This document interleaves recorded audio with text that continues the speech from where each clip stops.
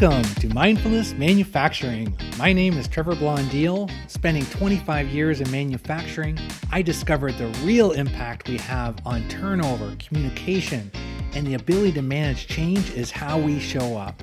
That's the essence of emotional intelligence. In each episode, we bring a guest or message to expand your skills, engage your people, and grow your organization. So let's jump in. So have you heard about the Great Resignation? If you haven't, I am sure that you've worked with someone that's changed jobs in the last couple of years. It's amazing what's going on with talent at every different level. And although the Great Resignation may be tied into many different fields, and obviously hospitality has been hit a lot this year, it's hit manufacturing as well. And it definitely is driving a lot of questions and a lot more interest in, hey, what can we do about the staff that we have today? And how do we engage them more? And I'm lucky today to have an expert on here, Debbie Muno of Genos North America. She's a managing director, been doing assessments for almost 25 years. And welcome, Debbie. Trevor, thank you so much for having me. And I'm loving this topic. So just off the bat, what's your personal data? Like you deal with so many different companies across North America, different industries. And what are you seeing the behavior of the companies leading and the people that are leaving or are not leaving? Wow, that's a great open question, Trevor, with I think lots of tentacles as answers. So let me start on the people side, if I can, because when I heard your introduction, I immediately thought of a couple very close friends of ours who are indeed part of the Great Resignation. And because of our age, maybe it's the Great Resignation / great early retirement. But nonetheless, the last couple of years have really become a stake in the ground for folks to make some life-changing decisions. These folks who we know who've made this decision to retire, one's a family member, one's a very close personal friend who I'm thinking of, are doing so about a handful of years earlier than they anticipated. And that had a lot to do with really revisiting what was important in their lives and how their world of work fit into what was important in their lives.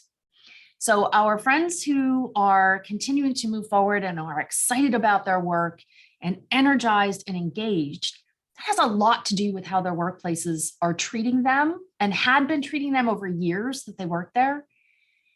And a lot to do with what kind of communication and connection came from those organizations during the course of the pandemic. Those who felt really connected are still moving along and doing all the things that all of us keep talking about. They're pivoting, they're redirecting, they're reinventing. And those who really did not feel connected or weren't made to feel connected are making these big, broad, sweeping changes. So I guess we could say the inverse of that is also true.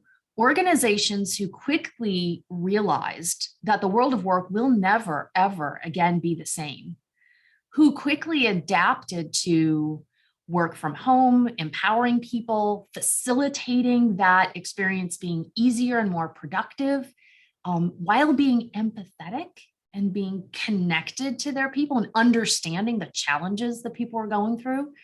Those are the places I think that are retaining talent. And now I think those are the organizations who are attracting talent. It's the places that didn't think that they needed to maybe adapt or do anything different or adjust to anything different when the world really changed. That because there's not a connection doesn't necessarily mean that people were treated poorly, but lack of a connection, neutrality is actually negative. If I don't feel connected to my work or to my people at work, then by default, I'm disconnected. Well, I really like it. Some of the connection strategies I've heard, like more rules and more computer software to monitor people and more guidelines that's straight across the board, that's driving disconnection. Absolutely. absolutely. People want to be valued and appreciated and empowered to get their work done. And, prior to the pandemic, a lot of that was largely driven by the controls on the time you showed up at work, what you did at work, and when you went home from work. Well, when you remove that element, some organizations were still driving by those same pre-pandemic rules and putting even more controls in because they were fearful that people weren't working. Yes. Where organizations who were being progressive were saying, look, there's 24 hours in a day and everybody's life is upside down. What do we really care about? These outcome focused organizations were just looking for things to get done and not really concerned if that happened between 2 a.m. and 4 a.m. because that's how it worked out for that family, but more concerned with the work getting done and quality work being done. So I think you're 100% right. The more that things, the pandemic clamped us down, and the more that organizations clamped down everyone who was clamped down, I think this is where you started to see some of these major life decisions where people saying, I'm not going to do that anymore. I could do this work at any point during a 24-hour period, and there are organizations that would want me to do that. It really all is about how connected do I feel? Do I feel appreciated? Do I feel valued? And am I engaged with my organization as much as they're engaged with me as a person? I think that's the spotlight. What I caught there was, the companies that are focused on the outcome. I had a boss come into town that replaced my previous boss. And his approach really was, especially even like hours worked. Like I would say to him, hey, I got to leave at this time. He's kind of looks at me kind of weird, right? Like I'm focused on the outcome. Like you are a manager, you have an overall responsibility. I expect you get it done. I don't care how long it takes or if you got to leave. It's the outcome focused. I love that, Debbie. Yeah. And that's really empowering, right? That gives us all the ability to have more control over what's been kind of an out of control environment, right? When you had a family who mom and dad one day were going to work, it was a set routine, the kids got dropped off, we went to work, one left, they picked the kids up, they came home, they made dinner, and they had their evening. And from one day to the next, everything was different.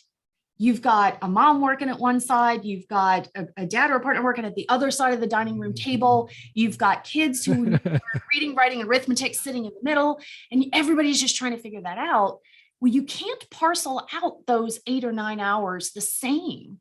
So the organizations who said, look, if you're going to work from 4 a.m. to 8 a.m. and then you got to teach social studies to your kids, okay, can we have this by Friday? Like, will you have it by Friday? It's okay if you do it in the middle of the night. Those are the places that people were able to re-engineer their lives to accommodate the circumstances and be empowered to get their work done. And I think people really just appreciate being empowered and being able to make those choices.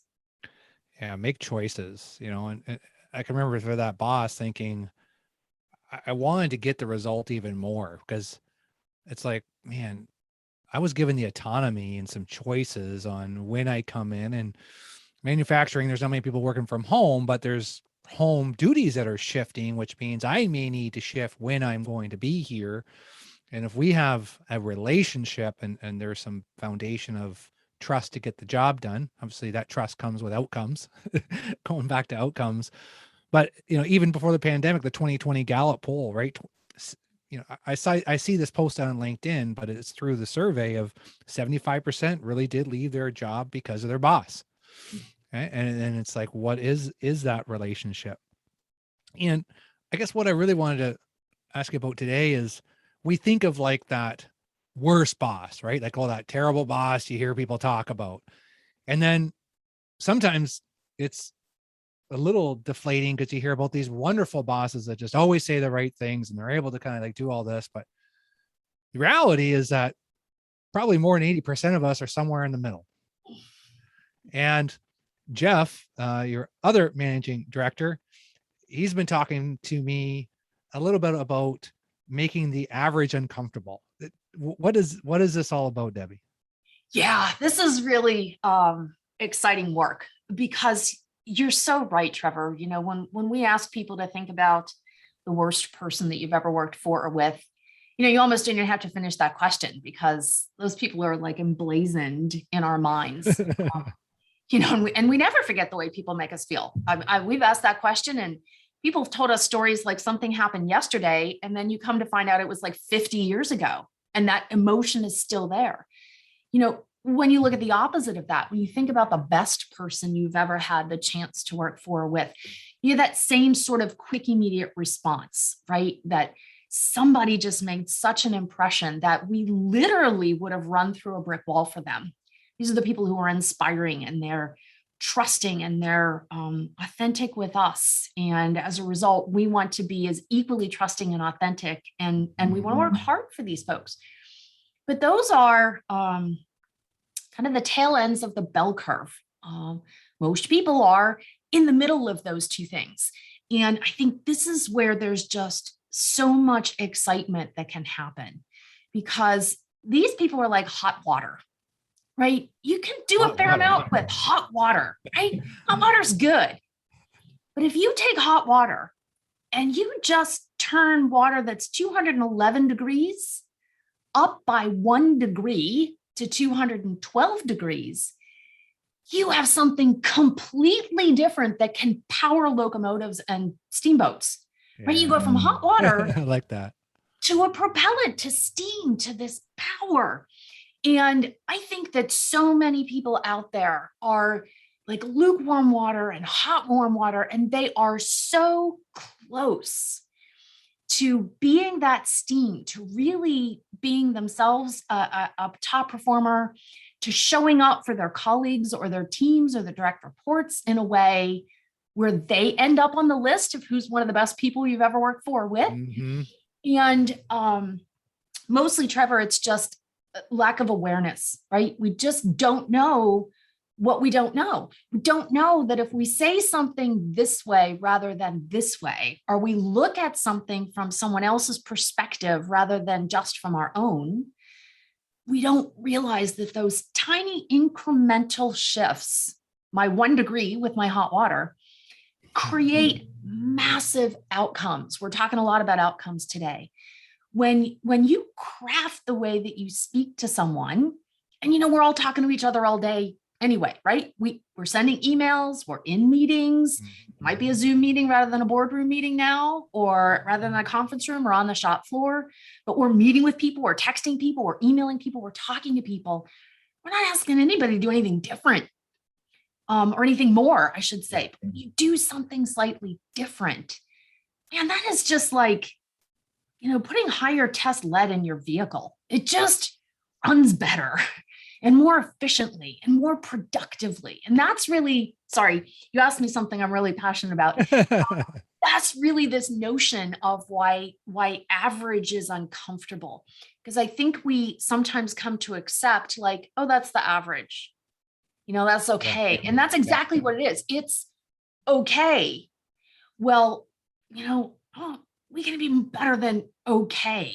We should be fabulous and fantastic. And I'll tell you the way our conversation started today, those organizations that made some of those pivots, that really reached out to their people who are working from home, that went a couple extra steps or did things slightly differently to make those workers and those leaders feel connected to one another and still feel part of the organization, and empowered them to work when they wanted to work, or made those shifts, right? Those are people who maybe before were okay, and this gave them reason to do something slightly additionally different that really crafted extra connection with folks at home. And it's not okay that keeps people in organizations. Okay is neutral, and neutral means that we're not moving forward. The number one flavor is vanilla ice cream, but hey, it's just not as connected because we like to put some toppings on that. But I really like to go back to, like, we don't have to hire more people. We don't have to buy new technology. This isn't what we're talking about. And this is some of the conversations which we're having. And that's where the light bulb starts to go off. And it's like, it's not about your worst leader. Like, stop focusing on that. Like, what about the whole group here? And if everybody was 5% more connected, and we talk about leading with the head, but also with the heart. And it seems like those skills of empathy, where we're used to using at home, we can bring that inside a manufacturing plant. And that's actually kind of what we're missing in some. And when you see it being used, it's kind of like, oh, there it is. That's why that person hasn't left. That's why maybe what your friend maybe didn't retire, because of that relationship.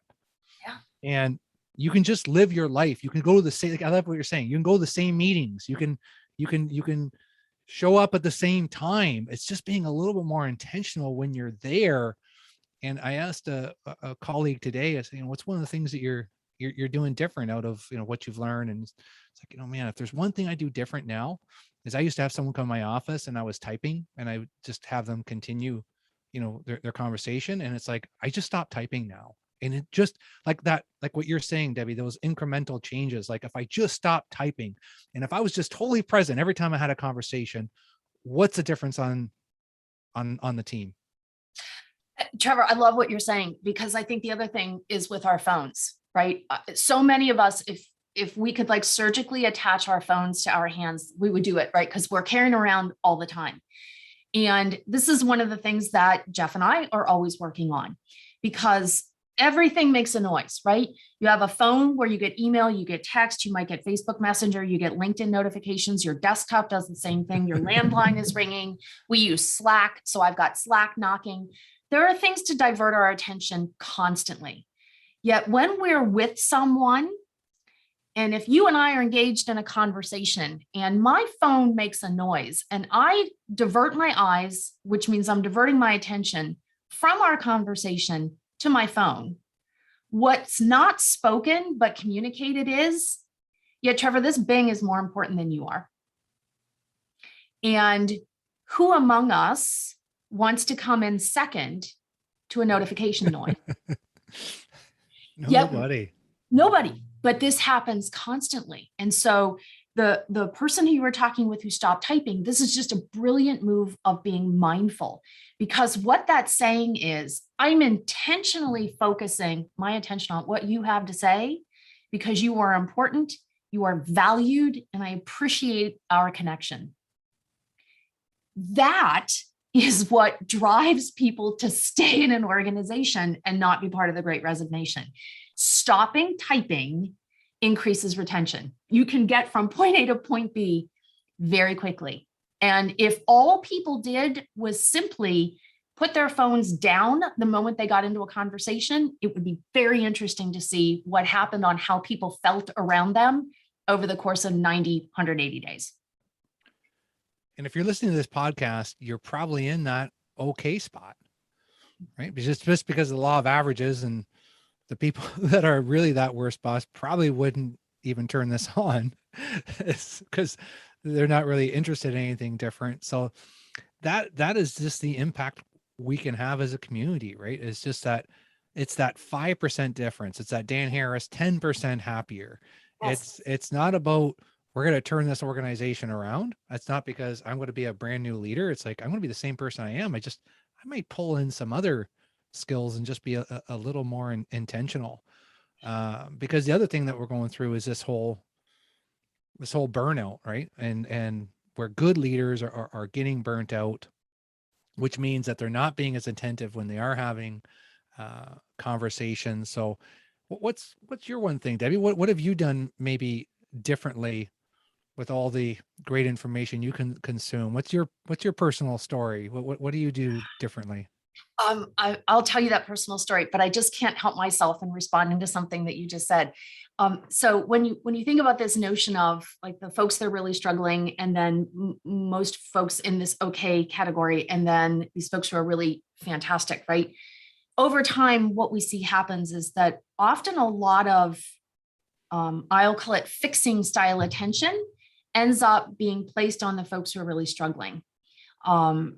Just really trying to move that needle a lot. And there's a lot of time and a lot of resource and a lot of attention invested there.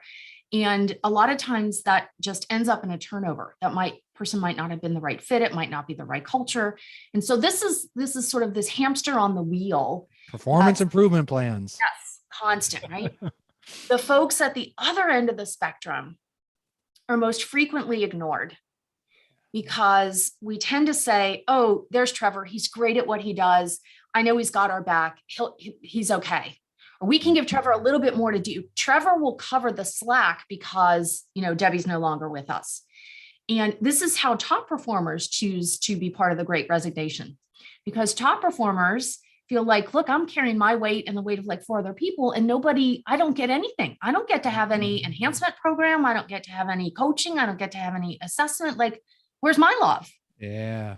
And what we are then left with are the folks that are just kind of sitting there in the middle, right? And this is the largest, there's so much untapped potential in there.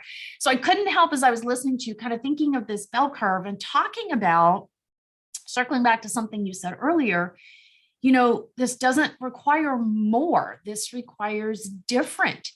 And when you think about what happened in this country, when water went from 211 degrees to 212 degrees, when you think about how that literally changed everything about how people got from point A to point B with 1 degree, it's the same thing that can happen in organizations, right? And so just that commitment of resource, it's really, are we spending or are we investing? And anytime you invest in your people and you can have people move 1%, 2%, 5%, 15%, which we know can happen with intention, for the investment that you make, you will always see more return, certainly on that investment.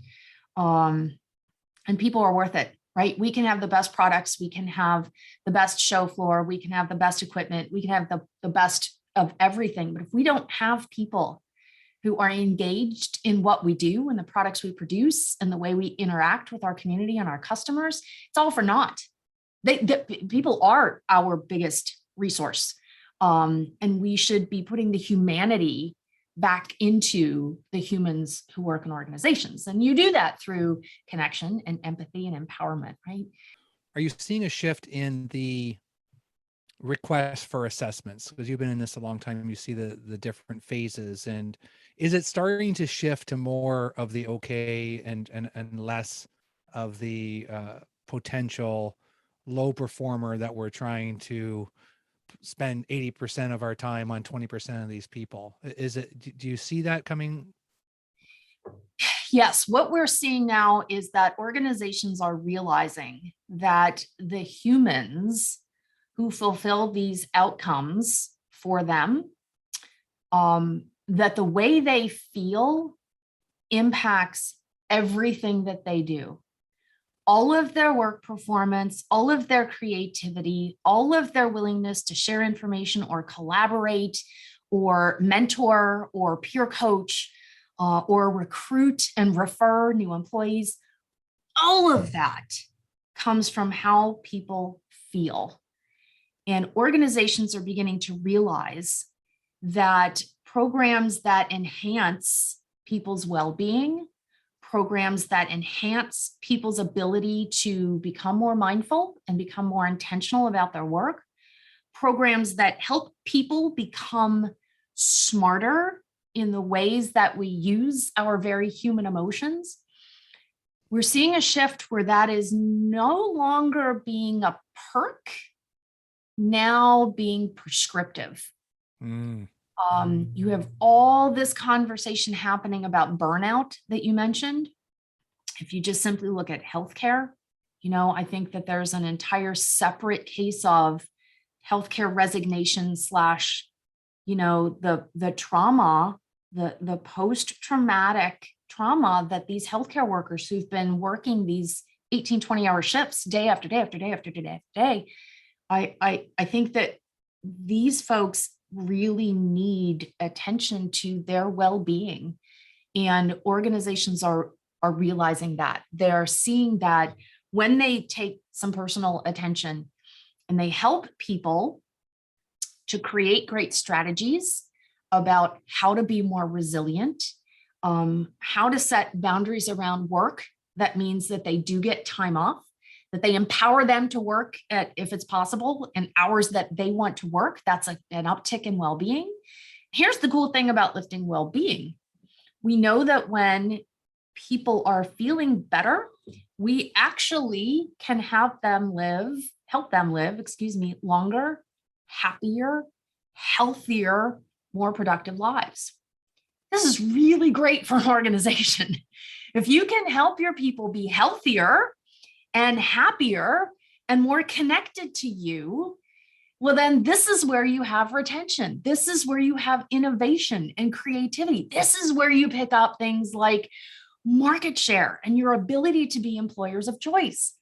And so I think that the last 21 months have really shined a light on how critical keeping ourselves emotionally fit is, just like keeping ourselves physically fit.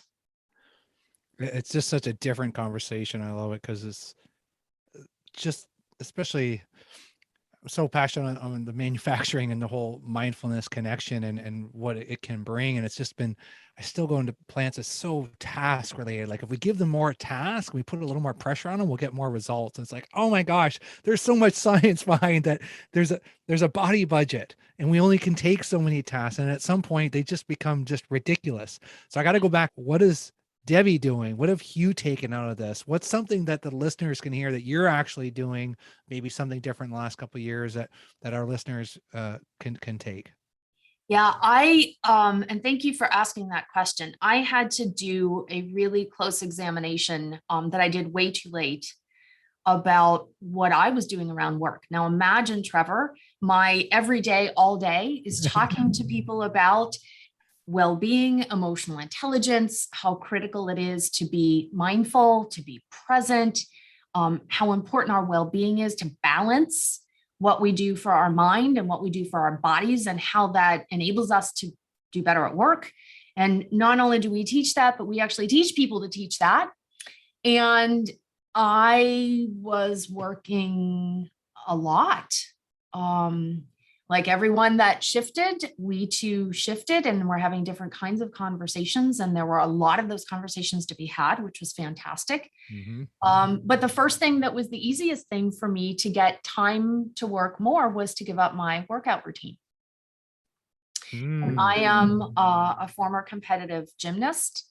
I'm really passionate about eating healthy and taking care of all elements of my body. And I'm not a spring chicken anymore. I'll be 55 on my next birthday.